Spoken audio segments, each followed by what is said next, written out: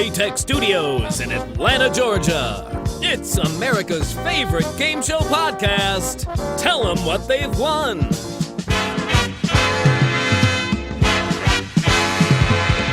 And now, here are your hosts, Tom Bastak and Mike Jacobs.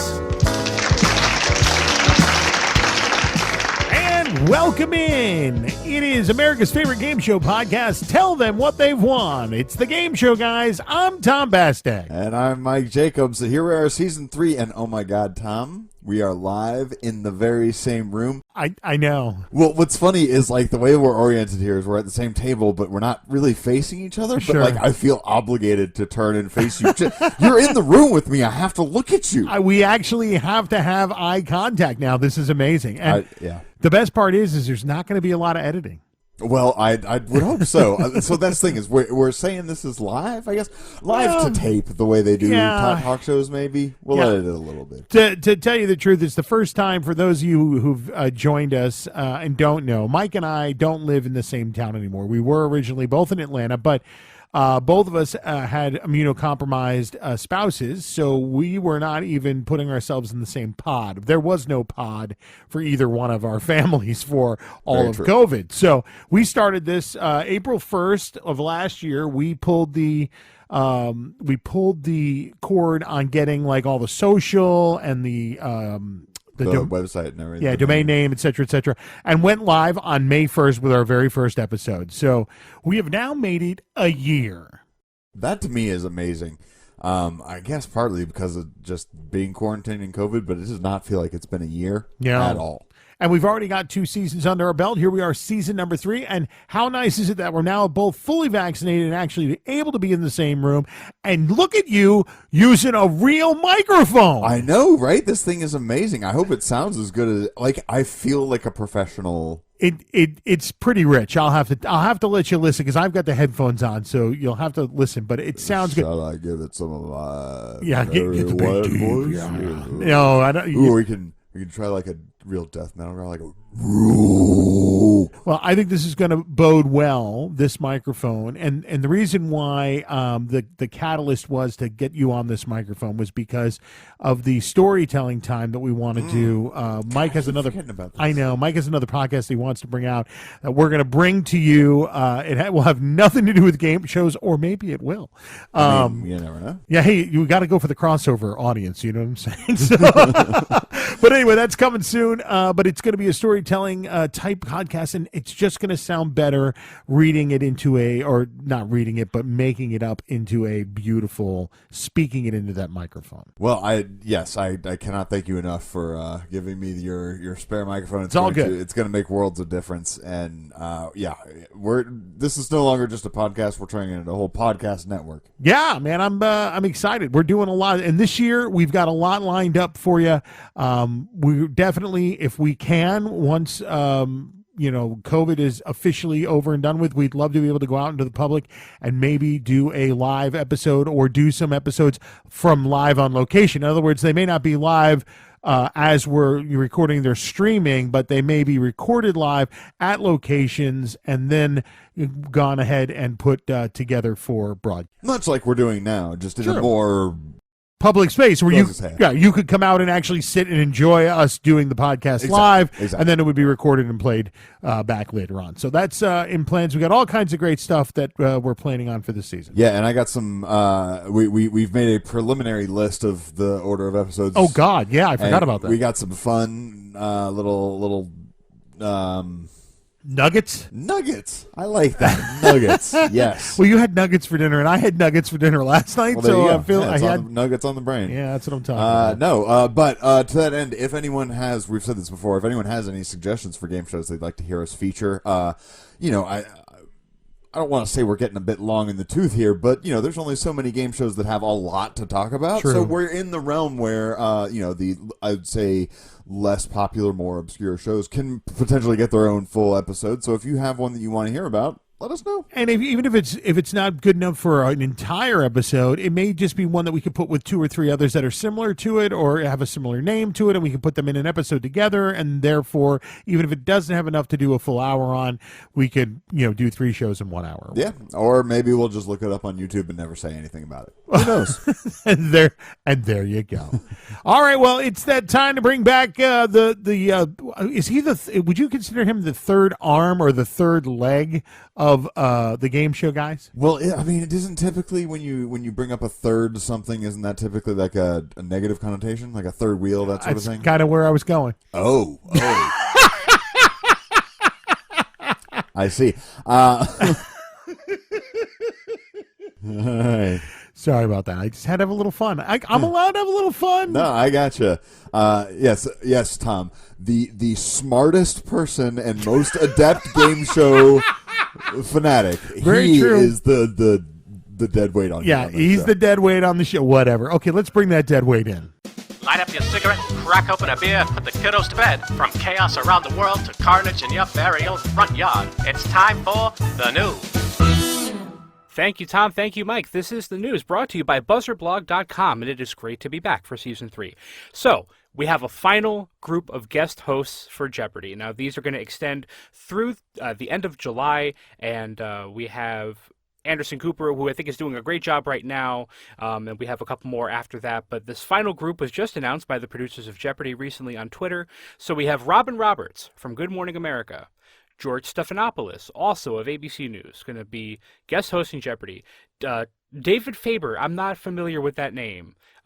Joe Buck, we talked about last week. And finally, after a long wait and over 250,000 signatures, LeVar Burton is getting his opportunity to guest host Jeopardy! And I am so thrilled about it. Yeah, it's going to be amazing. I'm really happy.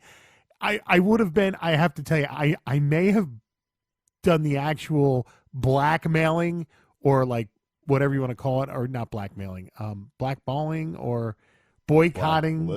Blacklisting. That's what I'm talking about. Okay. I would have maybe done the boycotting of Jeopardy! Had LeVar Burton not been in this last group. Well, he got so much attention and so much press, and he was so vocal about his desire to do the show that it would have been unusual if they had ignored it. It would have been crappy marketing. Am I wrong, Michael? Well, here's the deal. Yes, it would have. You're absolutely right. I'm sorry. I'm just distracted by the fact that is this not because of Christian? Like, he was saying this a year ago. No, I only take a little bit of responsibility for it.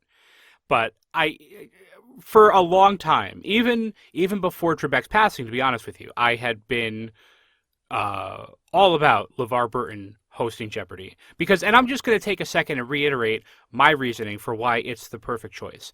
First of all, you got a guy who's hosted a show like Reading Rainbow for years and years. A lot of children of my generation, previous generations, grew up watching Reading Rainbow. And to me, LeVar Burton making the jump from Reading Rainbow to Jeopardy! Is almost like what Bill Nye has been able to do. He started as a scientist and a kids show host. We all watched Bill Nye the Science Guy in the 90s. And now he's made this jump and he's become a science commentator, and he's able to talk to these kids who he raised in a way. He's able to talk to them as the adults that they are now. So it's this full circle kind of switch in focus, and I think that it suits LeVar Burton and Jeopardy! Perfectly. So that's why I was about it from way back, and I'm so happy he's getting a chance at it. Well, and I'm fairly certain we have an episode before Trebek passed where we talk about who should take over, and you bring up LeVar Burton.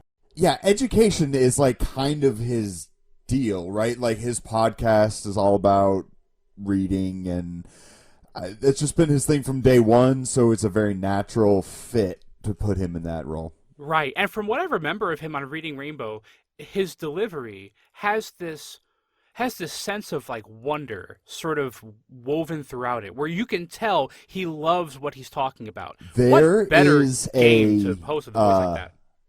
Sorry, I didn't mean to interrupt. Oh, no, that's okay. I agree. There is a sleep story on the Calm app that is, it's him it's him like a docent through the solar system, and he just takes you past each planet and explains like how it's comprised and all that kind of stuff. Nice. Beautiful. it's 45 minutes of the best listening I've ever heard ever. I will also tell you that my buddy David sent me a commercial, and Ryan Reynolds is on top of his game for Aviation Gin, where he brings LeVar Burton in. I encourage you to Google it. We'll put it on the website this week, but it's the best 45 seconds of listening that you will do this week next to the 45 minutes that Mike will have you do on sleep. I'm so excited. All right. Well, that's great. We're very happy for that. What else do you have for us, Christian? Well, we have a premiere date for TBS's The Cube. June 10th on TBS, we're finally getting an American adaptation of The Cube. Now, we've talked about The Cube several times on the show. It is a stunt show that takes place in a big glass cube that's center stage. So it's kind of comparable to Minute to Win It, these kind of small tasks that that a player has to complete. I fell in love with the original version because of the camera work. They have hundreds of cameras spread out throughout the cube. So you take a small task, a small Minute to Win It type task, and you elevate it to this dramatic height with the Matrix sort of camera angles. It's a beautiful show, and from what we're hearing, preliminary reports from the set indicate that they did a fantastic job adapting this show for American audiences. Dwayne Wade, host and producer, and he will also, for a change from the original, be helping some contestants. One of their quote-unquote lifelines or helps is they get the ability to so they get to ask the host to help them with a task, which is an interesting shift in dynamic that I think is going to be a lot of fun. Oh, I think that's great. I mean, Mike, and I don't know if you've seen the UK version of this at all. Yeah, I bet here and there. So they normally bring 3 people with them that will help them go through, but you can only use each one of them once, right, Christian? Right. Yeah. So they're like lifelines. You get. Yeah. Right, assuming I think you get one of each of those, unless they do something completely different. But that's typically how that kind of thing goes. Right, but I think that's great though, because it's you only have X amount to use, but Dwayne Wade's is a very athletic individual. That's somebody who you would want helping you, so it makes sense to have him as a help. Whereas, I don't know if asking Jimmy Kimmel to help me with a question on Who Wants to Be a Millionaire is a good idea. You're probably very right. Excellent point. I kind of feel like that's throwing in a weak lifeline. Hey, if you want the deflated lifesaver, here it is. Toss it overboard. I don't know. I remember they did the new UK version of Millionaire, and Jeremy Clarkson from Top Gear was the host of that, and they did the Ask the Host lifeline for that version, and he gave this preemptive warning. He said, if the question is not about 1970s progressive rock, I would not use that lifeline. At least he was honest up front. Right. Always appreciated. Well, do we have any Jay Leno news that you want to pass? No. Okay. All right. How about this week in game show history? Well, this week in game show history, we are going back to April 29th, 1977, and we're on CBS. We are getting the final episode of a game show called Double Dare. Now, an entire generation of kids, an entire generation of Nickelodeon viewers knows what Double Dare is in the 80s and the 90s and even in the early Never 2000s. Whatever. Somebody is full of crap here. Okay, go ahead. I know it. Well, this is a completely different Double Dare. This was a quiz show that was on CBS in the 70s. Now, this was one of the late Alex Trebek's first hosting jobs. So he had a show called Wizard of Oz in the early 70s, went on to a show called High Rollers that was pretty popular, and in between runs of High Rollers, he hosted a show called Double Dare. Now, the way the show worked was this. You had 2 contestants. Each of them was in an isolation booth. They would get clues to the identity of a person, place, or thing one at a time. The clues would get more and more revealing as they went on. At any point, if a contestant knew the answer, they would hit their buzzer.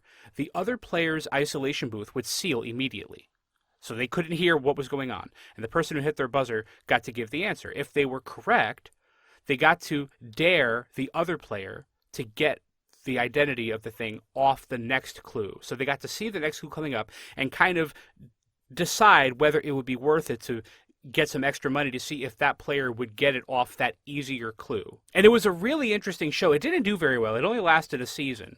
And a lot This sounds super interesting, but I don't think I get it. Yeah, from the look of confusion on Michael's face, and I can actually say that because we're in the same room. Right? I can understand why I didn't make it because it's confusing. Well, I wonder if it would be less confusing if we played a round of it. Can we? Oh, We sure can. All I have right. so I have one. So I have one ready. Okay, let me just get my questions here. Okay, so what we're gonna do is this. I'm gonna read the clues, and I think I have 4 clues here.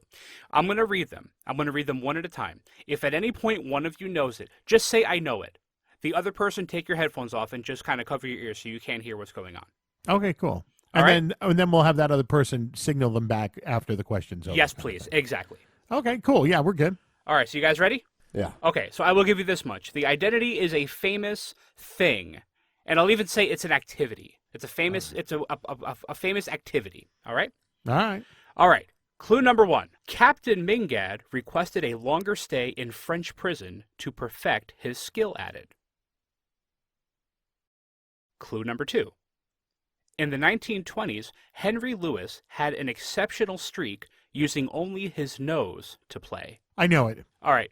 Mike, take your headphones off. All right, Christian, he's humming with his head Okay, so he headphones can't. off. So he can't see or hear anything. Okay, Tom, what's the answer? Harmonica playing. No, it's not. Oh, It's not. Okay. So what happens in this case is, Tom, you take your headphones off. Have Mike put his back on. okay, Mike. Okay, so what's going on?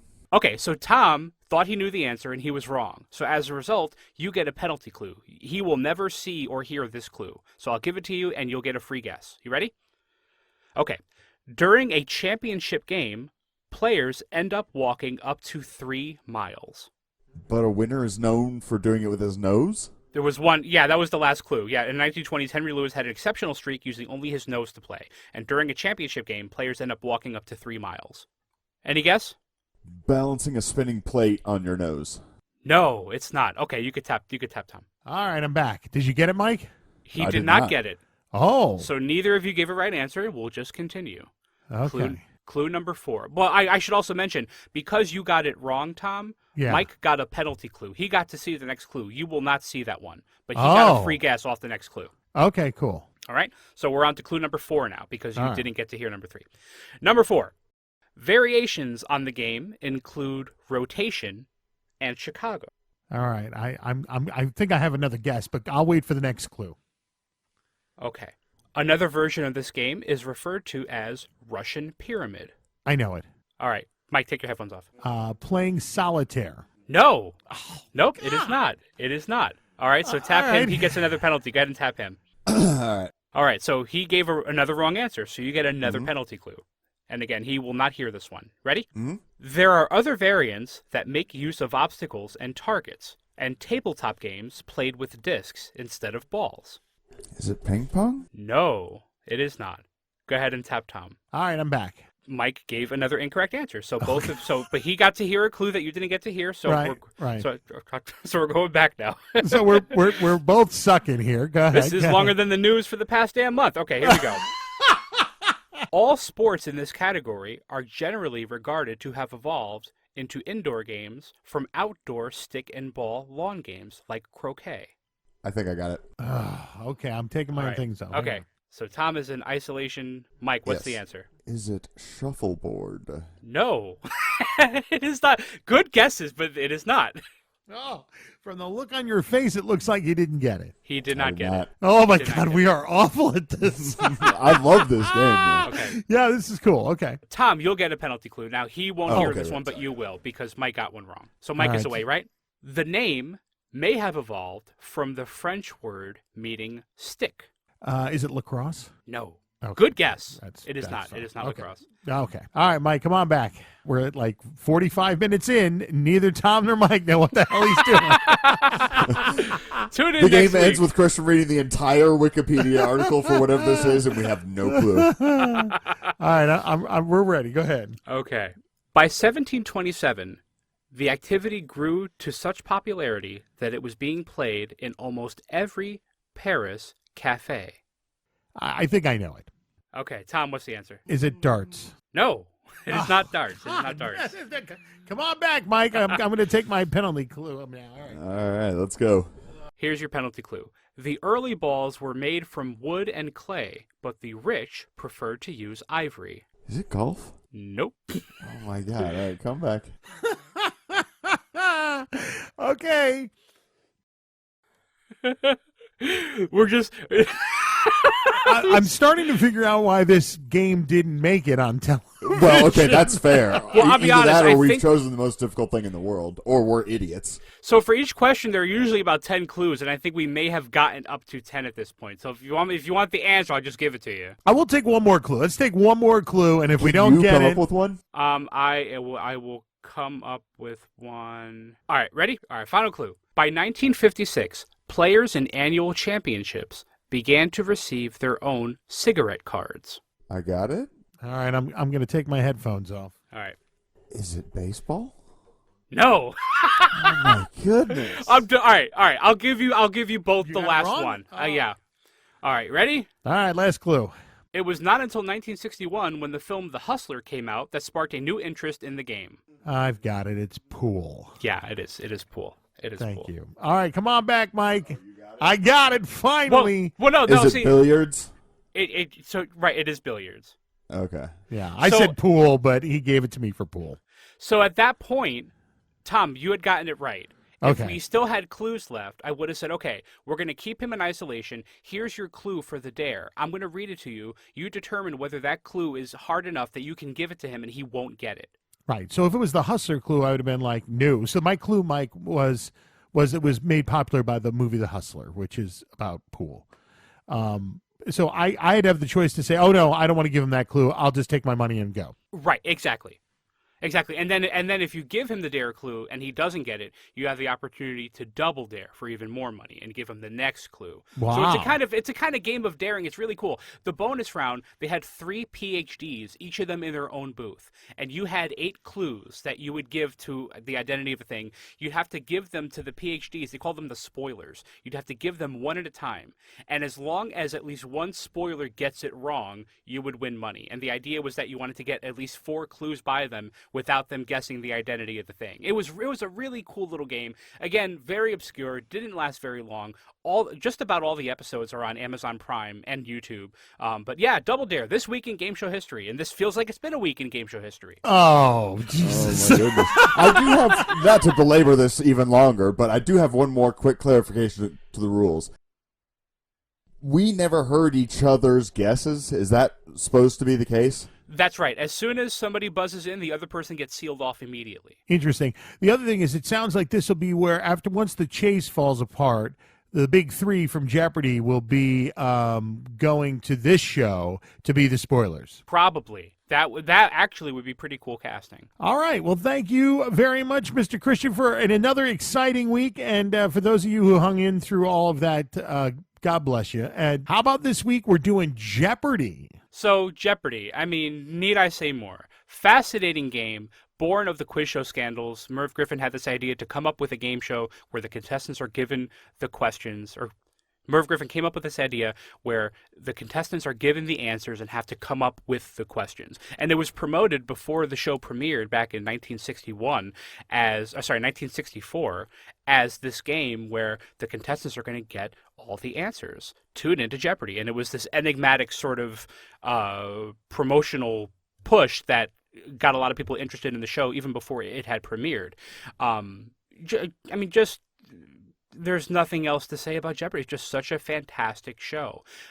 What a lot of people don't know about it is that back in the 70s, see, for Buzzer Blog, one time we did an article about 5 things you may not have known about Jeopardy, and we had some assistance from the Library of Congress. They have records of a lot of the games that were played on the show, not the tapes, but the paper records that they used to keep.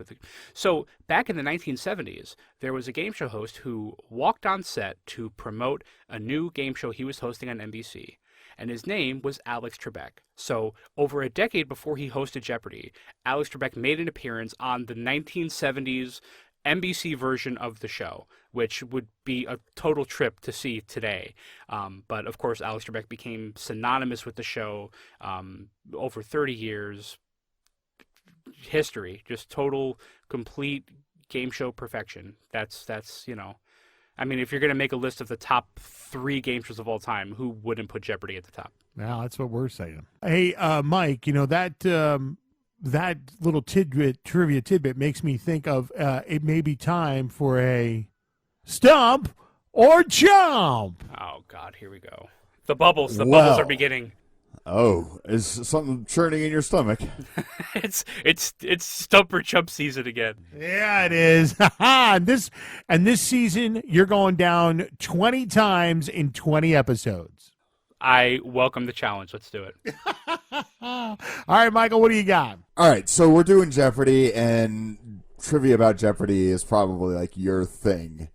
So I tried to go a little obscure with it, a little off the beaten path for Jeopardy. Okay. Who has the highest single-day winnings in Celebrity Jeopardy? The highest single-day winnings. Oh, God, he always starts with them.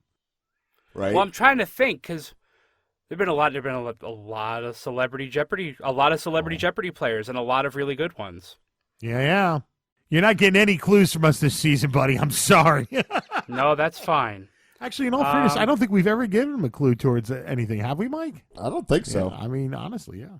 I can't bring it in mind for sure. I'm gonna make a guess, and I seem to remember. Well, I don't seem to remember. I definitely remember the game, and I remember Wolf Blitzer was involved, and I remember that he played against Conan's sidekick Andy Richter, and Andy did incredibly well. And I want to say, I don't remember the exact total, but I want to say it's up there. And if it's not the top of the top, it should be. But my official guess is going to be Andy Richter. Andy Richter is correct. Oh my God! Oh! You don't want to know where I pulled that out of. Boy, I don't want to know. I know that everybody who listens to the show wants to know where you pulled it out of. We'll save that for the Patreon. I think what I like the best about your answers is it's not that these are things that you know. It's things that you figure out that you know. And it's impressive to... I don't watch you, obviously, because we're not in the same room, but I can hear your brain thinking. Yeah, and the thing I like the most is that it's never just an answer. Like, we never just say, who was it? He goes, oh, it's Andy Richter. There's always like, let me build up to Andy Richter, who is the answer to the question, which I love. But that's what I'm saying. I don't think he goes into it saying, oh, the answer is Andy Richter. He's probably just thinking like, oh, there was a show that was really good, and I remember thinking Wolf Blitzer should have won, but he didn't. Who'd he lose to? Oh, it's Andy Richter. He did really well that game. It's probably Andy Richter, right? Well, that's how I remember it, because my wife and I are in this house are big Conan fans, and I remember when it was announced that he was going to play, and Conan was really scared that Andy was going to get his ass kicked, because Wolf Blitzer, you would assume that he's going to do really well because he's in the news and he's in media, whatever, and he ended up like kicking severe ass, and it was remarkable how well he did, and conversely, it was remarkable how terrible Wolf Blitzer did. I want to say he ended in the negative. Wow. Well done. That's great. Well, thank you so much for being not stumped again and providing us with incredible information as always. How about this week a plug for BuzzerBlog? Of course, BuzzerBlog.com, still the #1 game show website in the world. Whether you're looking for information on new series, returning series, casting, retro reviews, anything relating to the world of game shows and unscripted entertainment, BuzzerBlog.com is the place to go. And we are proud to be sponsoring Tell Them What They've Won for a record-breaking 3rd season. Thank you so much. Record breaking. I didn't even think about that. Last season, the record was 2. Well, I think every that. episode then is a record breaking new episode. It feels like it sometimes, yeah. Well, I don't know what the longest running is, but eventually we'll be the longest running game show podcast. And I hope to know that you'll still be there, Christian. We're the only one that matters. Of course I'll be here. Thanks so much. My pleasure.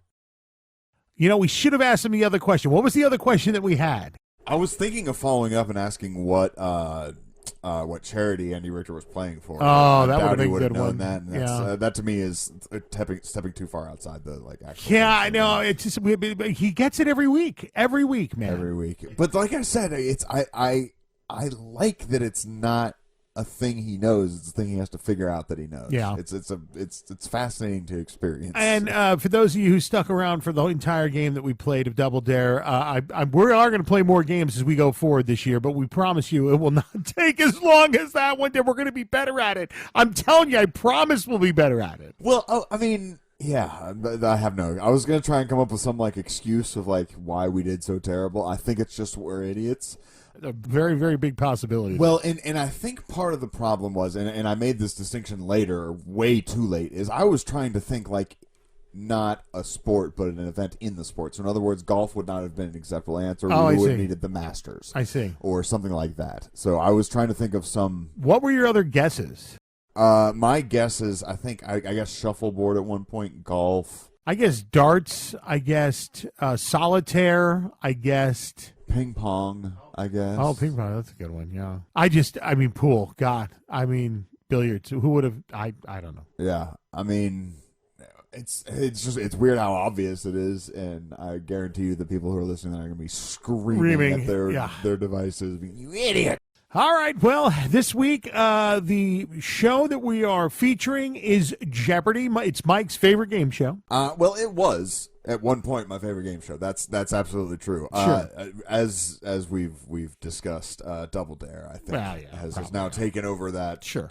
But that's just a thing that comes with age and nostalgia and all that kind of Sure. stuff. I would say. I think I've talked about before how I draw that distinction between like favorite and best. Right. And I would say Jeopardy is the best game show. Well, we're going to talk more about, and we've got some good surprises coming up as well. And I'm excited to get to it. And we'll talk the actual gameplay of Jeopardy, as if you didn't know. Well, yeah, I mean, that's the thing. Like, who doesn't know Jeopardy? We'll cover it quickly, but I think we got some better things that maybe we can spend our time on. Absolutely. All right, well, let's take a quick break. All right, it's coming up next. You've been listening to America's favorite game show podcast. Tell them what they've won.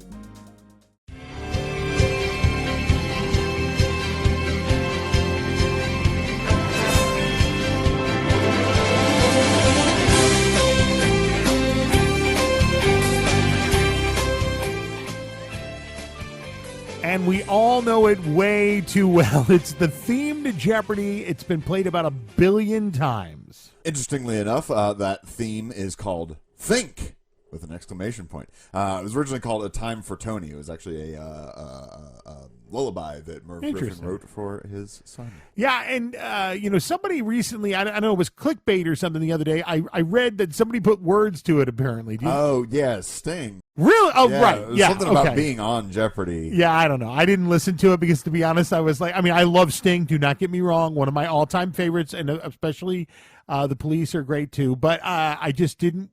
I don't know. I didn't want to take away from the instrumental part of it. Well, and that's actually what I was going to say is I feel like when that happens, it usually... Obviously, I don't think it cheapens the original, but it's always just kind of cheap. What was the other one I was trying to think of that was something that got lyrics put to it? I can't remember it now, but yeah, I don't know.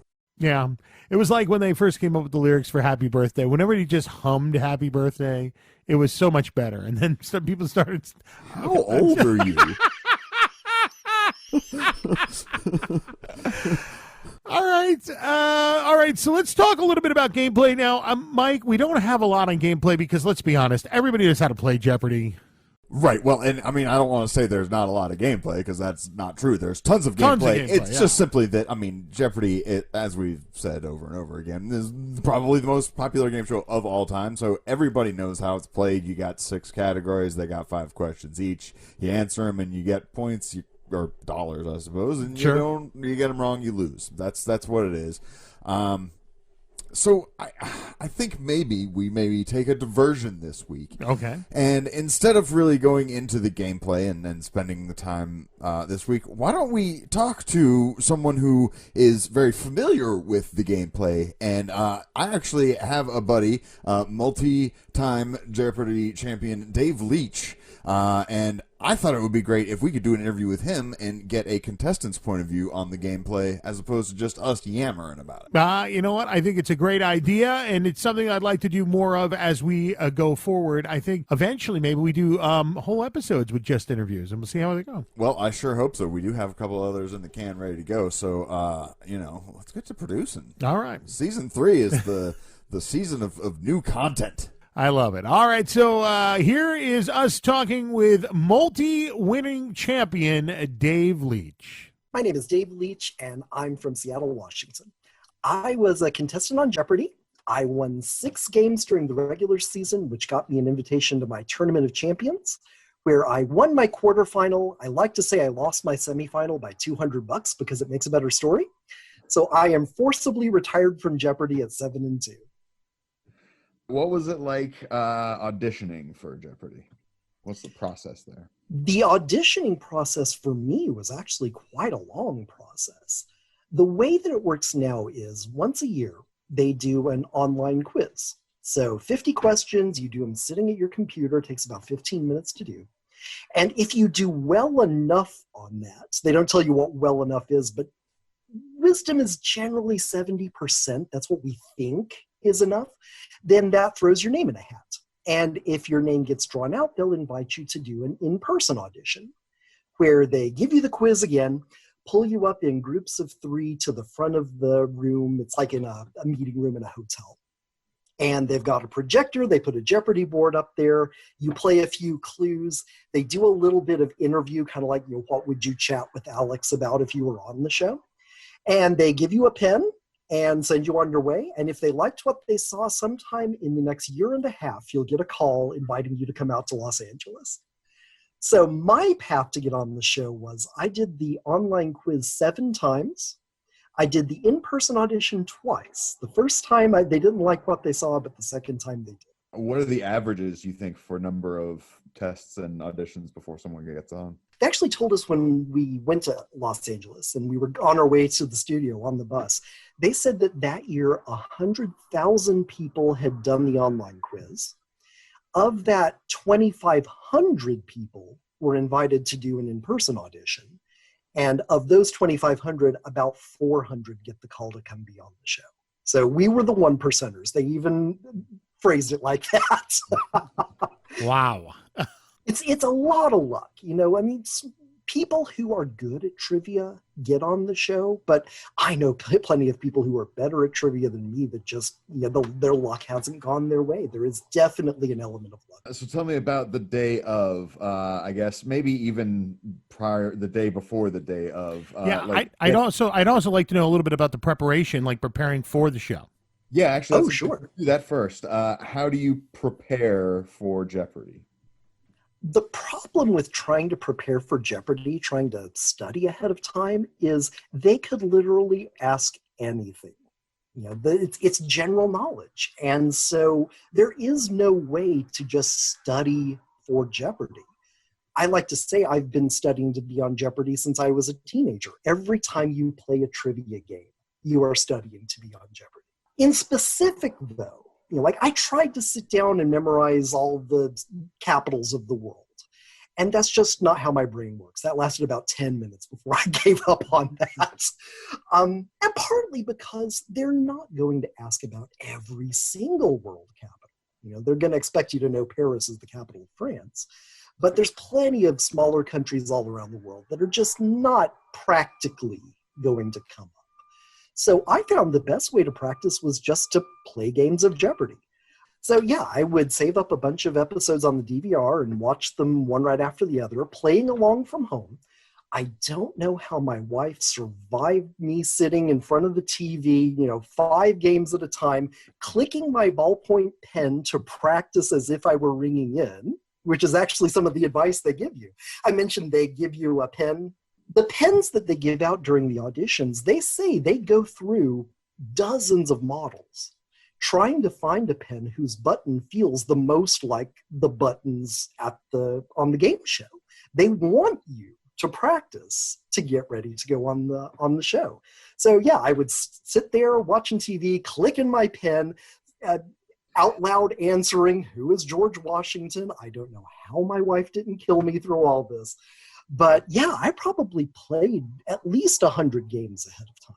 Jeopardy is also a little unusual in that there is a website, the J Archive, where thousands, literally thousands of games have been archived on this website. So you can pull them up and you can see all the clues from that day, what all the correct answers were, and things like that. So I had my friend just pull up random games out of the archive, and she'd quiz me on them. Again, figuring the way to study for Jeopardy is to play Jeopardy.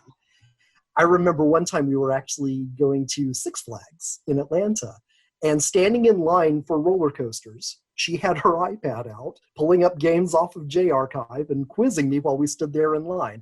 There was one time we got to a game that had a country music category, which I'm terrible at. And a guy a few spaces behind in the line just started laughing because he knew them all. It was like, how'd this guy get it? What is this guy doing? I can be on Jeopardy.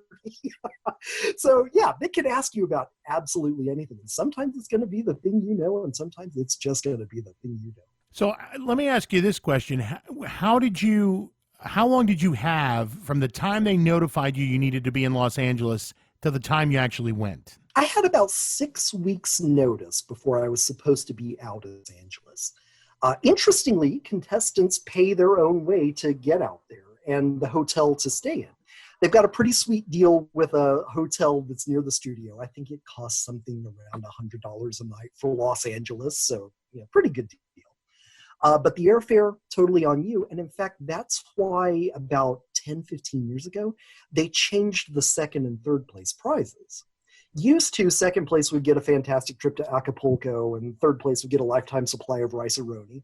But now, second place gets $2,000 and third place gets $1,000. And the idea is that offsets your costs to get. Let's talk about, okay, so you arrive, you're getting to LA. Take us through your experience of going through the show. Oh my gosh, the experience of doing Jeopardy was just a whirlwind. It goes by so fast. So they tape just on Tuesdays and Wednesdays. They tape an entire week's worth of shows on a single day. So 5 games on Tuesday, 5 games on Wednesday. And then most of the crew actually goes next door to do Wheel of Fortune, which tapes on Thursdays and Fridays. So I arrived out in Los Angeles Monday night. We actually flew out on Halloween night, which was kind of fun. And then Tuesday morning, down in the hotel lobby, you can see the contestants start to trickle in. Nobody's just out front, wearing a big button that says I'm about to be on Jeopardy. But you can kind of tell among the people who's hanging out in the lobby, I bet you're one of us. And eventually the shuttle shows up and takes us all to the studio. We do about 2 hours or so in the contestants' green room before we ever go out on stage, which is where they go over every rule of the game you didn't know. They do your makeup and sign a whole bunch of paperwork and things like that. So a whole lot of crap. But then they take us all out onto the stage. And if you've ever had the experience of seeing a television show produced, I always hear that story that people come back saying, oh gosh, it was tiny. The studio is just nowhere near as big as you imagine it is looking at it on TV. Jeopardy was exactly the opposite. That studio is huge and it's gorgeous, and we corner and there's the big board and I just start giggling. I mean, this is something I've wanted to do most of my whole life. We do get a little bit of rehearsal before we go on stage. They'll pull us up in groups of 3. They'll put old games up on the board. And one of the producers gets to be Alex, and we play just as if it was a real game. And I go through a few of those, and then next thing you know, they're calling 3 people up. You're the first game. All the other players get to sit in the audience and watch the games as they're taped. And then Alex comes out, and it's starting before you even know it started.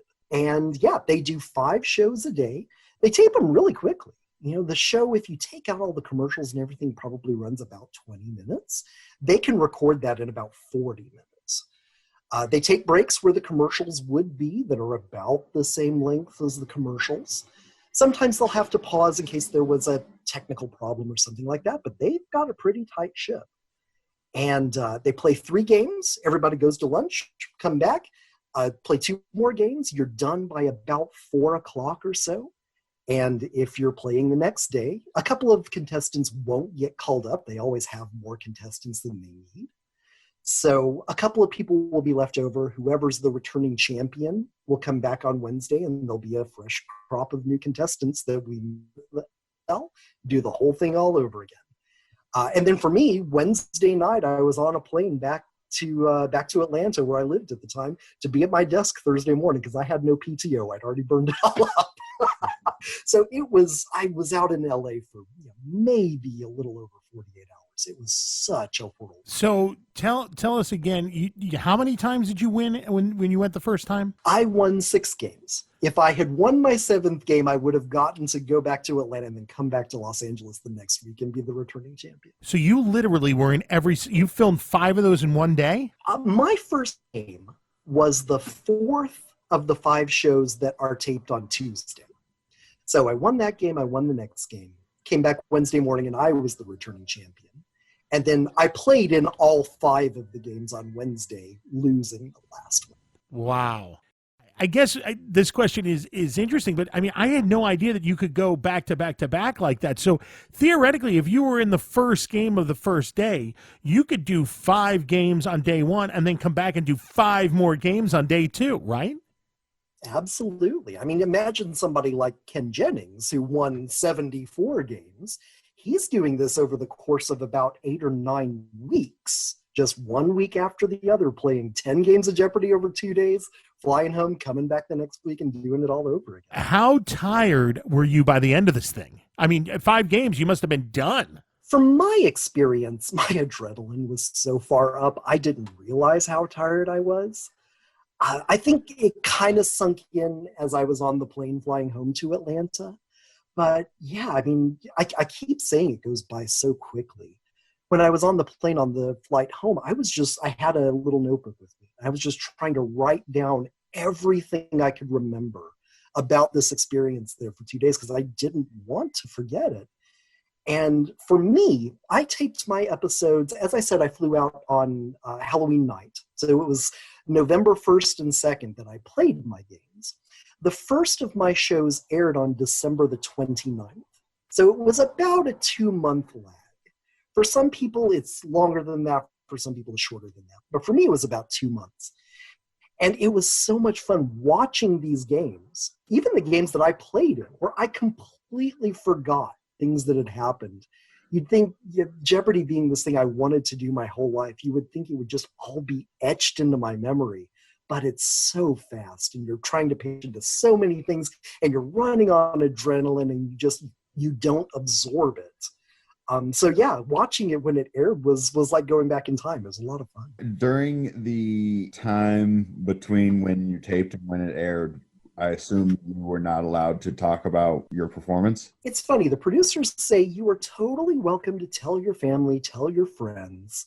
They encourage you to keep the secret just because it's more fun. And I generally did because, come on, there are so few really good, harmless secrets you're going to get in your life. Don't blow them when you get them. So by the time that my shows aired, about a half a dozen people that I knew how I did.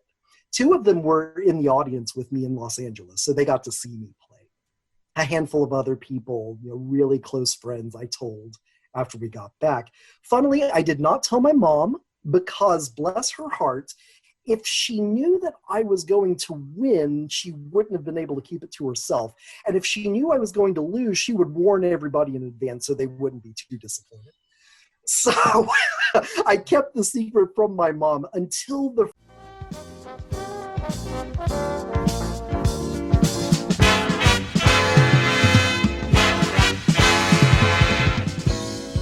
And we're back. You're listening to America's favorite game show podcast. Tell them what they've won. Episode number 41. We're in segment number 3. The featured show this week is Jeopardy. And we were talking earlier to multi-winning Jeopardy contestant David Leach. Indeed, and now we come to segment 3, historically. See what I did there? Historically, our history segment of the show. So let's talk a little bit about the history of the show.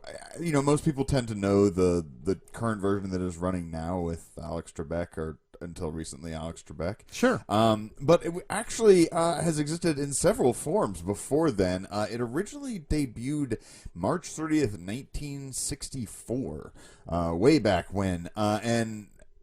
So it was indeed created by Merv Griffin, as Christian noted in the news. Now, I don't know about the veracity of this claim, but as I understand it, it is actually better attributed to his wife, that it was her idea to come up with this. Now, as I understand it, it was a reaction to the game show scandals that sort of preceded that. And now I think maybe this was me misunderstanding what I read, but I thought it was like a way to specifically show that the contestants, that like the game was up on the level, right? That the contestants weren't cheating because they were being given the answers. Right. And they had to come up with the questions. Right. When I first heard that, I was like, I guess I get that at first glance, but it's the same thing, right? You're still... It's the exact same thing. The exact same thing. It's the exact same gimmick. Thing. But it's an incredibly well marketed gimmick, and that's exactly what Christian was saying in the news earlier, that because of that, people were like wanting to tune in, like, oh wow, look, it's not. And in all fairness, it may have been a very smart move to do that, because it probably opened the door to more and more game shows coming back, because after the game show scandals, people were like, I don't want to watch it, they're cheating. Well, I think that's absolutely true, and I had not even like considered it from that angle until Christian brought it up, and I think maybe there's also a little bit of like a like self-referential humor there, like there's a little bit of egg on my face. We're giving them the questions, you know. Yeah. Or we're giving them the answers. Yeah, don't hate us, haha. Right, you know, that kind of thing. So, you know, maybe it helped to sort of put it in a more lighthearted mood. Sure. I don't know. But so this original version was hosted by Art Fleming, and the infamous Don Pardo as the announcer. Just a very long and storied career there. Everybody loves Don Pardo. Yeah. If I recall correctly, he was the first person to announce that JFK had been assassinated. I believe that is correct. Yeah. Well, a listener, double check me on that, but I think it's pretty true. Pretty true. Anyways, semi-true. Yeah. So that, like I said, started in '64, and then during that run, there was also a nighttime syndicated edition. That was just '74 to '75. That had the same host and announcer combo of Art Fleming and Don Pardo, and. Like I said, both of those versions ended in '75, and then there was a reboot called the All New Jeopardy. This one only ran for a year, '78, not even a full year, October of '78 to March of '79. Wow. Art Fleming again as the host, and this time John Harlan was the announcer. And do we know him? Well, he's not really a name I was familiar with, so I looked him up, and go look at his shows announced, and you're going to know something on there. Sure. I think primarily we should have both remembered this one, but American Gladiators. Oh! But yeah, one of the big one I saw on there, and I have to bring it up just because it's not an episode of our podcast without mentioning Weird Al. He is in the film UHF, the Weird Al movie. He does all the voiceovers for the commercials of TV that's great. shows and everything on that for the. Oh, cool. So we do know him then. Well, not personally, but yes, I'm familiar with his work quite well. I love it. So anyways, yes, they do this All New Jeopardy. I don't know that I've ever seen this. I don't know if it's actually branded on air as All New Jeopardy. I want to look out for that one just to see if it's any different or anything, sure, or how different it is. But that was the last one that was the sort of prehistory Jeopardy, right? That ends in March of '79, and then September of '84 is when the current version kicks off. Alex Trebek, of course, being the host of that version from the beginning, with Johnny Gilbert as the announcer, who is still in that seat today. Is Reading Rainbow. Well, what's funny is Johnny Gilbert, like, obviously he has, like most of these announcers, a very, very wide career. Sure. But I really only know him from this.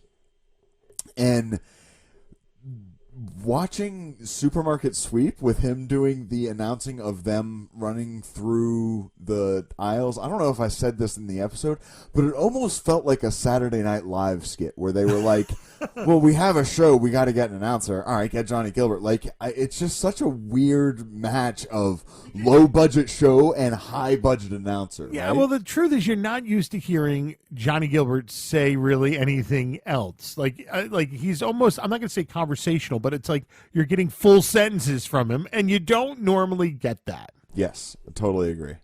Yeah, and like cracking jokes, I think that's part of it too. Yeah. You don't hear Johnny Gilbert cracking jokes on Jeopardy, you know. True. True. Anyways, so yeah, I mean that's, like I say, very, very brief history, but that's where Jeopardy came from, where it is, and as far as where it's going, as all the fans know, it's up in the air. We've got our litany of guest hosts, but who knows where we'll land. I wonder how they're going to do it, and to finally decide who the next host is. Well, so if it were me, I would have already decided who the person was, and these sort of special guest hosts that we've been having would have been runners-up, basically. Like, people who were on our short list to get the job but didn't. So let's Sure. give them a week or two or whatever. And Well, I think it's a great way to keep generating news and excitement. And the truth is that, if anybody has a problem with it, it's like, okay, well, there was all those other people there. And, it also kind of, again, and I don't mean any disrespect, but it kind of lengthens the amount of space between Alex Trebek's passing and the new show person taking over. that is very true. If just like the next day you have someone step in and you move on, like nothing it happened. feels awful. Yeah, awful, well, awkward. a little disrespectful, right? Yeah, like you yeah. got to show some levity to the role that Alex had in that. Yeah, and I think there's something to be said too. Like, you never want to be the person following the person. It's like when in sports, this is very, very popular, where like you have somebody that brought the team to a championship, and then that person, a couple years later gets fired, but they're like the legacy coach of that team that's known for doing all this wonderful stuff. You don't want to be the guy following the legend. You want to let that guy come in and fail miserably, and then you want to be the guy after that. Well, I think Jeopardy avoided that by having their guy following the guy being all these guys and gals that came in there in the middle. Yeah, and I don't think that there's going to be less scrutiny, but the more time, I think, will allow people's scrutiny to be a little more forgiving. Sure, absolutely. You're not, like you said, following the legend. That's something I'm very familiar with. In middle school, we had to do performances of the instruments that we were learning, and I don't know why they didn't plan these in the right order, but here I am, a guy who, like, I've been learning the drums for a month because I'm told you have to take an instrument in this school. And they put me after this guy who's like in a rock band playing like Cream songs and just like absolutely slaying it. And then I'm out there with my little snare drum and tack, tack, tack, tack, tack, tack. Like, yeah, it's awful. So I can tell you from experience, you do not want to be that guy. Speaking of that guy, let's do a little bit more interview with Mr. Dave Leach. Yes, let's do it. Okay, so how much of the money you get to keep, taxes, all that kind of stuff? So interestingly, the winnings from Jeopardy are treated just like regular income. You fill out your tax things as if you were an independent contractor when you're a contestant on the show. And the money shows up in just one check. For me, it showed up about 6 months after I'd been on there and about 4 months after my shows had aired. There's a group on Facebook where all the Jeopardy alumni hang out and chat with each other. And especially for the newer contestants, anytime the check shows up, there's always a picture of it that goes up on Facebook and everybody gets to cheer. But yeah, it's treated just like regular. So California state tax had been taken out of it, which I think was something like 8%. It was not the huge amount that I just assumed California tax would be. But federal tax was not taken out of it. That was just something I had to pay with my normal filing my taxes that year. In the end, I got to keep somewhere around 2/3 of it. Do you still have the check? I do have the check somewhere because at the time I was using an online bank. So I'm pretty sure I do have the check filed away somewhere. I should dig that up. it lead to any sort of fame or other opportunities directly? I mean, obviously, the Tournament of Champions, but like non-Jeopardy avenues open up from it? Well, I was surprised how many times I did get recognized in public after my shows had aired. For some reason, people could spot me at the grocery store. I got recognized at Kroger more times than I can remember. There was a person who came up to me at a restaurant. They kept hearing me laugh. I have one of those, loud, mildly obnoxious laughs that you can hear clear across a room. And so this person had kept hearing me thinking, I know that. Who is that? And came over and asked, like a local restaurant or something like that, how do I know you? And one of my friends at the table piped up, do you watch Jeopardy? Holy crap! So yeah, right after I was on, I think I was getting recognized maybe about once a month. It's pretty rare that it happens now. It's been so long ago. But strangely, Jeopardy recently started showing episodes on Netflix. This has been right about a year ago. And for whatever reason, one of the first packages of episodes they sent them happened to be my Tournament of Champions. And so I did get recognized a couple of times after that from people who were watching Jeopardy on Netflix and had seen me that way. That's great. The story I should tell around that. At the time, I lived in an apartment complex, and I was taking the dog out for a walk, and I glanced up in the window of one of my neighbors across the way, and my internal conversation went something like, oh, that's cool, they're watching Jeopardy. Hang on, that's the set from when I was a contestant. Hang on, that's me. They were actually watching the Netflix episode featuring me as I was walking my dog across the parking lot. That is easily one of the most surreal moments of my life.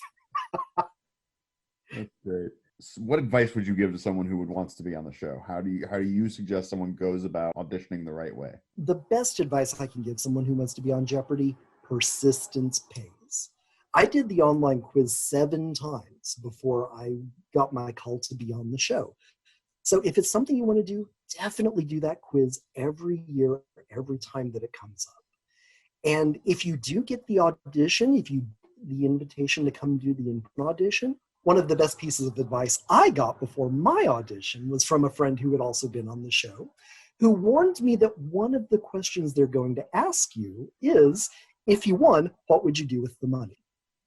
Now, everybody knows we're all going to go on a vacation and we're all going to pay bills. That's what everybody's going to do with Jeopardy money. But that's not interesting.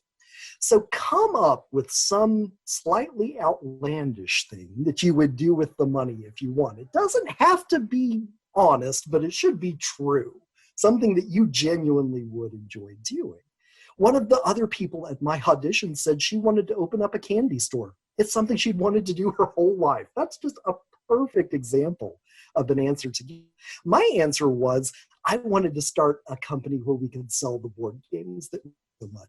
And that is what I ended up doing. My small Jeopardy fortune turned it into a smaller Jeopardy fortune. But yeah, have a good story. They love good stories. They want. Try to think of the contestants you enjoy watching on the show and emulate them as best you can. Be upbeat, be positive, have a good time. Throw in a joke if you have the opportunity to do it. Show them you're having fun, because that's what they want to air, is people having fun. Yeah, I will say I've taken the test, I think, twice now, and I always just do terrible at it because I feel like I'm a pretty good trivia guy, but then the questions come up and it's nothing I've ever even heard of. Seriously. Well, and so I've heard that potentially the test is more difficult than the show itself. Do you think there's any truth? That's a good question. I don't know if the online quiz is genuinely more difficult than the show. Part of the magic of Jeopardy is, unlike a show like Who Wants to Be a Millionaire, you don't have to know every answer in order to do well. On Jeopardy, if you don't know the right answer, lay back. 10 seconds from now, there's going to be another question, and maybe you'll know it. So I think when you're in that situation, you're doing the online quiz, you do feel like you have to have an answer to everything. And I think maybe that puts a little bit more pressure on you. In my experience from doing the online quiz, at the time I did it, they would offer the quiz 3 times on 3 consecutive days and time it so it was like at 7 o'clock in different time zones. But you could do whichever quiz you wanted to. If you lived in Atlanta, you could totally do the Pacific time quiz if that just worked for your schedule. That was totally fine. And so it was funny to see people who post the questions from the online quiz afterward, once it's done. There are absolutely some days that I would have done great on, and some days I would have done terribly on. There's just that randomness choosing those 50 questions. Sometimes it's going to be your 50 questions, sometimes it's not.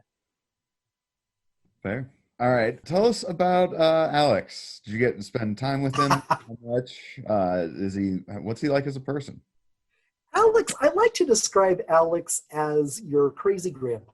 He has no filter, and he's kind of used to the people in the studio not paying much attention to him because they've all heard his dad jokes many, many times. But he's very affable. During the breaks in taping, he'll take questions and answers from the audience, and you'll talk about the show.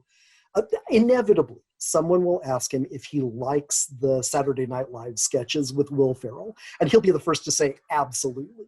He figures if they're making fun of you on Saturday Night Live, you have made it. So he very much enjoys them. He's got that reputation for being kind of smug. That's really his game face. Yeah, I mean, he's just joking, he's affable, and yeah, I the little bit of time I got to spend with him, I found very enjoyable. Now, I say very little bit of time I got to spend with him because the first time we see Alex is when he walks out from behind the board at the beginning of the game. And during the first contestant break before the interviews, he'll go around and they'll take a picture with each of us that they'll send us later on. And we do the interviews, we play the rest of the game, we have the little chit chat afterwards while the credits are rolling, and then he scuttles back to the Trebek cave. We don't see him again. Part of the reason for all the security is Alex is one of the few people who has seen all the content of the games before they get played. He's like the last line of defense. In the morning, he will go through all the games, and if he sees anything that seems a little off, he's been doing this for 35 years now. He's got a pretty good trivia knowledge. So if he sees something that doesn't sound quite right, he'll ask the researchers to check on it just to be sure. But that all goes back to the scandals back from the 50s. They want to make sure that everything is not only on the up and up, but looks like it's on the up and up. So they keep Alex under lock and key. The contestants get very little access to him.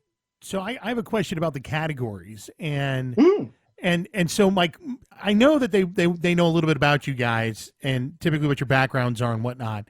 Do you feel like they purposely pick categories that are outside of your wheelhouses as a group, or maybe inside of your wheelhouses as a group? I mean, don't see how they possibly could. Part of the security around things like that is, as I mentioned, they play 5 games a day. They prepare 6 games a day. And before each game is played, the Standards and Practices Officer randomly chooses one of them. So there's no way for them to set up and match up a contestant with a particular game. People ask that all the time. You know, they just assume that they send us a study guide or give us a heads up about what they're going to ask. I wish. That would make it so much easier. No, it is a complete surprise.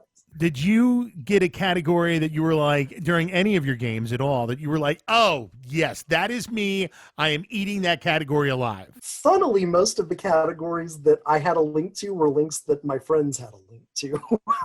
So, for instance, during one of my Tournament of Champions games, a category on British sitcoms came up, which is one of my wife's favorite things. I could hear her squeal from the when it came up. That was absolutely her category. I knew a few of them, but she would have done much on it than I would have. In my very first game, I was playing against a librarian from Kentucky, and I kid you not, 2 of the categories that came up were children's books and Kentucky Colonels. I did everything I could to avoid those categories. I was picking shoes as a category, and I don't know anything about shoes, but I did not want to pick the things I figured Jennifer had an advantage on. Wow. And I'm sure she killed both of those categories, right? You know, you would think she did, but I would pick shoes and she would get it right. Then she would pick Kentucky and I would get it right. So we just kept ping-ponging back and forth. That's great. Real quick, I want to jump back. You mentioned the little chit chat during the credits. That's real. You're not just sitting there, rutabaga.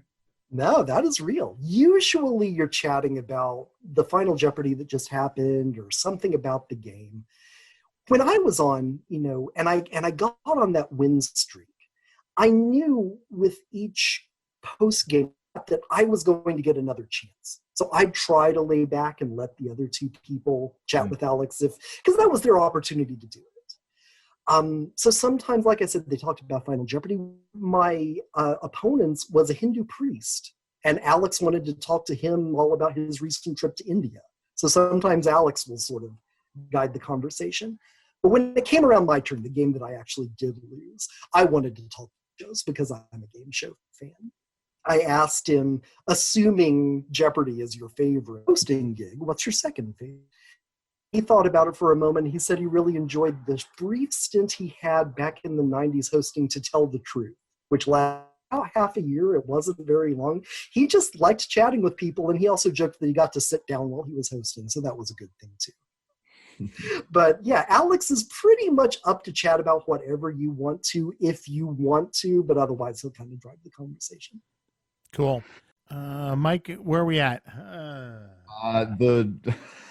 The videos. So Dave, Oh, yeah. Go to that YouTube video. Oh gosh. So I yeah, we're going to dig deep on a couple of things here. And that video's the first one, Dave. What's going on with that? So I said before I went out to LA that I really hope the camera catches me doing some of the dumb expressions that I make whenever I play a trivia game. And they did not let me down. Someone cobbled together a bunch of me looking dumb on Jeopardy, posted it together in a supercut. I could swear that it was my younger brother who did it, but he says it was not him. At some point, I would like to meet my stalker from a safe distance, but I genuinely have no idea who put that up. Well, it's interesting because I said to Mike when he showed me the video, I went down the rabbit hole to try to find who it was. And one of their only videos they've ever posted, isn't it? There's other videos they've posted, but it's the only one in that genre, if you will. Okay. So to me, it feels very personal. Like this is their anonymous YouTube account, and these are the things that they post that they don't want people knowing about. But I don't know why, out of all the champions, out of all the contestants, out of all the years, that they would pick you without having a personal relationship to you. I mean, that's the mystery, isn't it? Like I said, I'd love to know who it is. I'm not, offended by it. I think it's as funny as everybody else does. I'm just curious who it is. For what it's worth, some people really like how I came on the show. I was having the time of my life, and I think it came through. I laughed a lot. I'd clap for the other contestants. I was just having a ball. And I think most people responded well to that, but the internet being what it is, always some people who are going to put up, trolls on Twitter and that sort of thing. For the most part, I kept myself from looking at them. You kind of can't help it when you're in the middle of it. The big one along those lines that I got, one of my opponents who I beat, a friend of hers, Facebook wall, if I ever see that Dave, I'm going to walk up and just hit him in the face. I clicked like on it.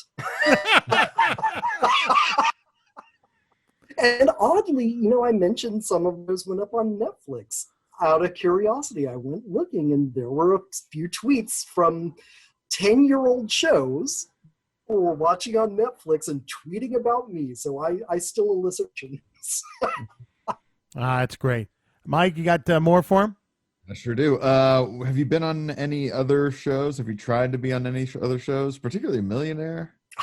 So when Millionaire first came on, I was one of the people doing the call-in game. Yes, you remember calling in. Thank you. Absolutely. So at the time, it was a 900 number. It wasn't a free call. Or no, excuse me. It was a free call, but they kept track of the numbers they were getting calls from. And so you could only call from the same phone maybe twice a day, maybe only once a day. So I would run around the office and go to everybody's desk phone and call again. And I made it through to the second round on that a couple of times back in the original Who Wants to Be a Millionaire series, but never got beyond that. A few years ago when I still lived in Atlanta, there was a pyramid tryout, and a bunch of Jeopardy alumni all got together and went to go do that together. I think someone from our group did get the call from that, but I didn't. And no, I really haven't followed up on that much since. For somebody who is a quiz show person, there aren't a whole lot of options in the US. You've got Jeopardy, you've got Millionaire. I'd go back and do Jeopardy in a heartbeat. But the way that the eligibility rules go, if you have ever been a contestant while Alex has been the host, you can't go back. You can only go back if they invite you for something like a tournament. There have been a handful of people who were contestants back in the Art Fleming era, back in the 70s before Alex hosted. They can come back.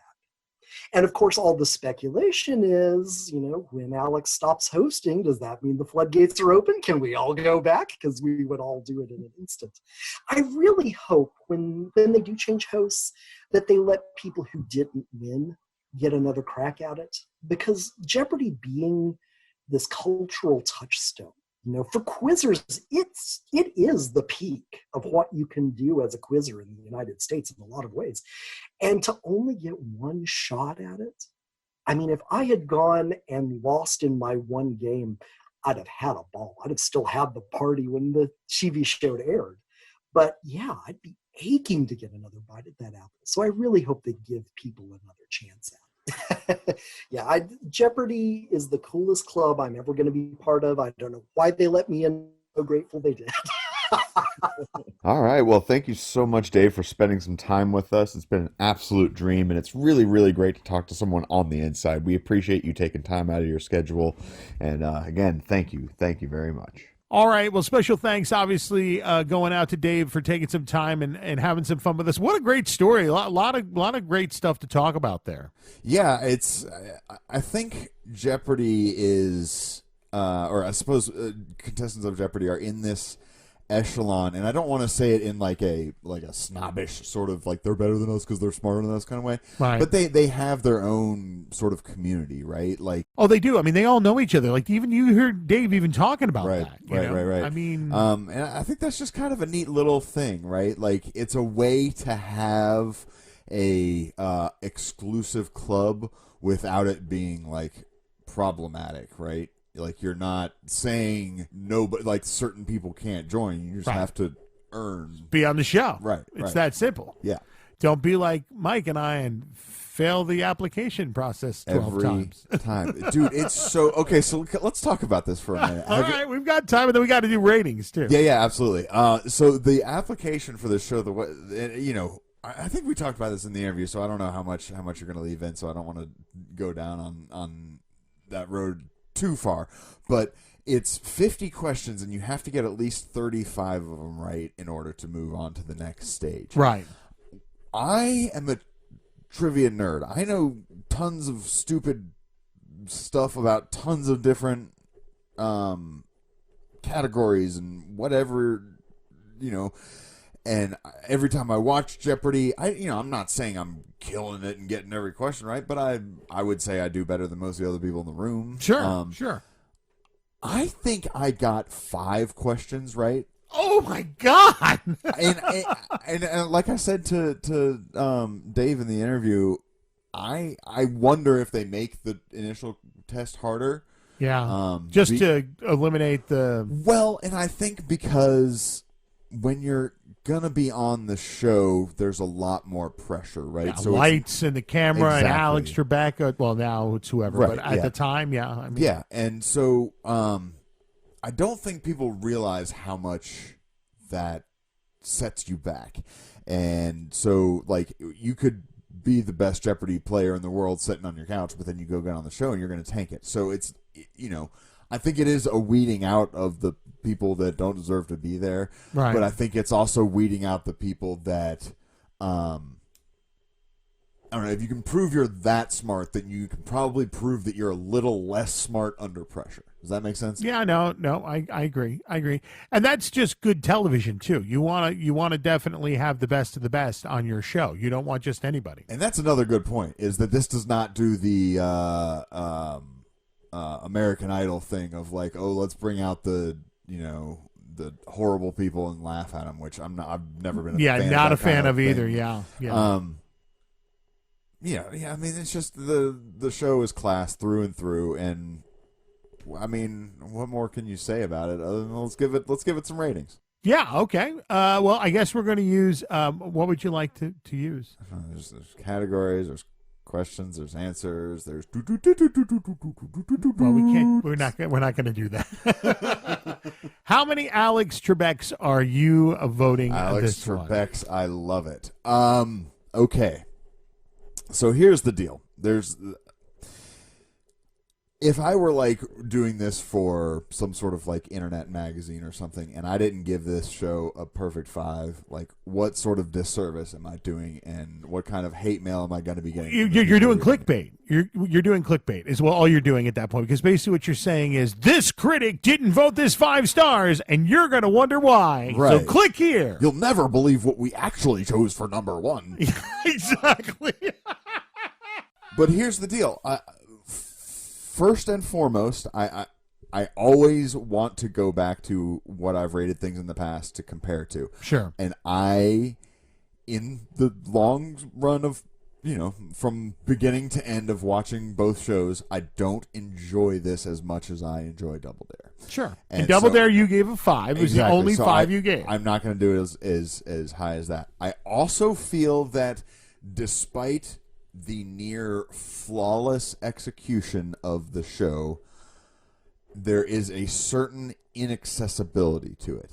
And while there's maybe people out there who just like watching it to like marvel at smart people, you know, this isn't a show that anybody can be on. This isn't, you know, when a lot of, like The Price is Right, a lot of the appeal is you can imagine yourself there, right? Absolutely. You have the potential to be on that show. Right. That may not necessarily be true with Jeopardy, and that may be it may keep certain people at an arm's length.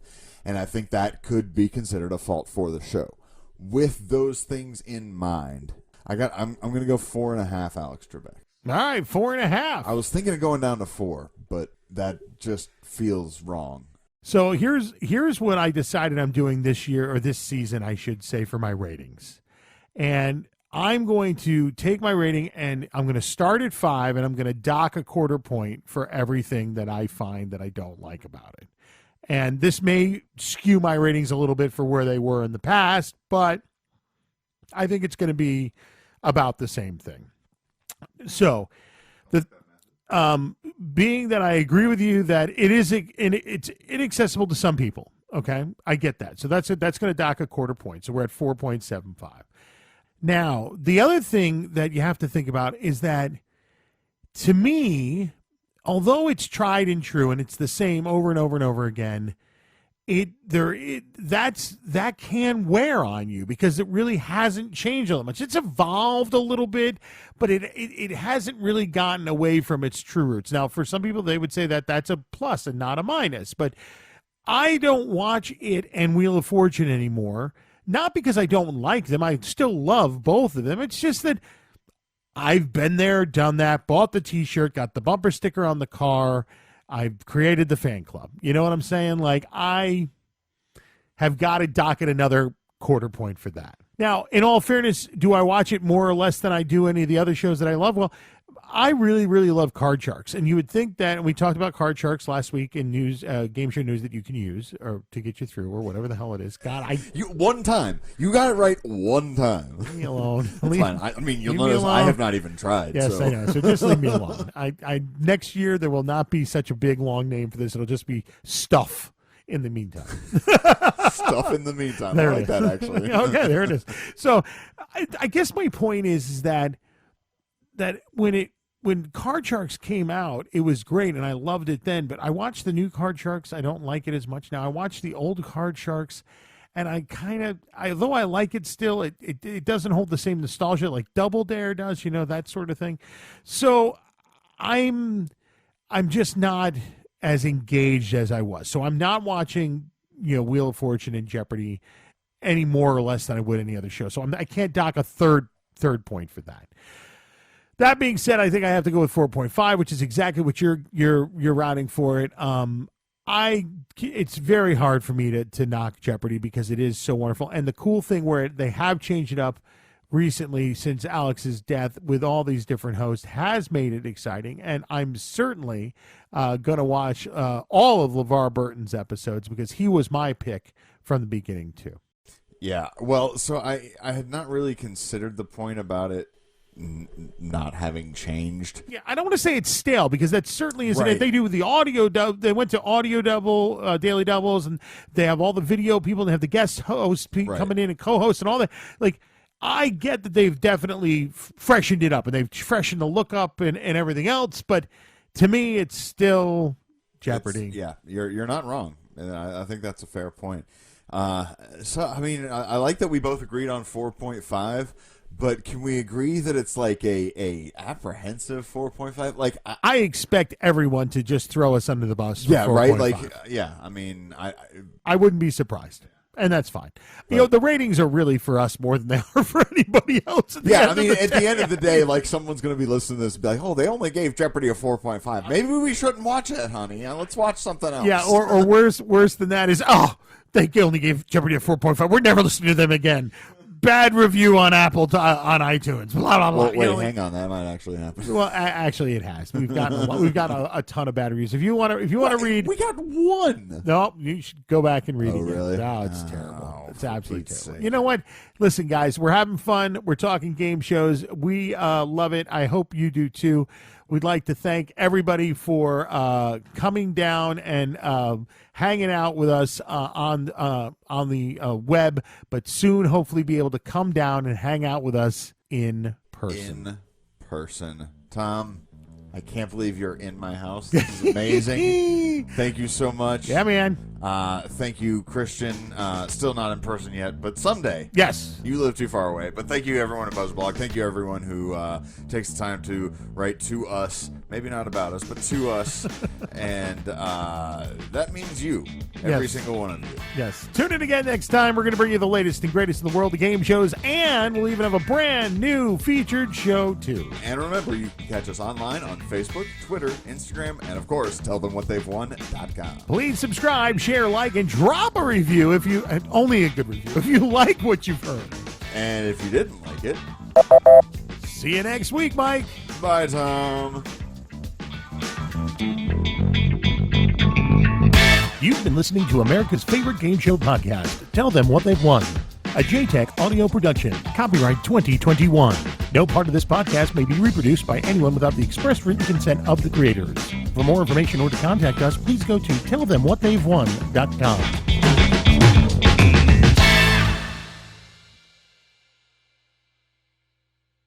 All right, Mike, what did you learn this week? I learned that I have missed interaction with real humans outside of my immediate family. Yeah, And nice to be able to do this in person, you know? looking forward to, like, seeing friends. Yes! Yes! Oh, my God. What about you? I learned that I really like the way you sound on this big, shiny new microphone. Oh, I'm so excited to have professional equipment. Thank you so much. Now, if we can only be professional in our broadcast. Hey, halfway there. Copyright 2021, a JTech audio production.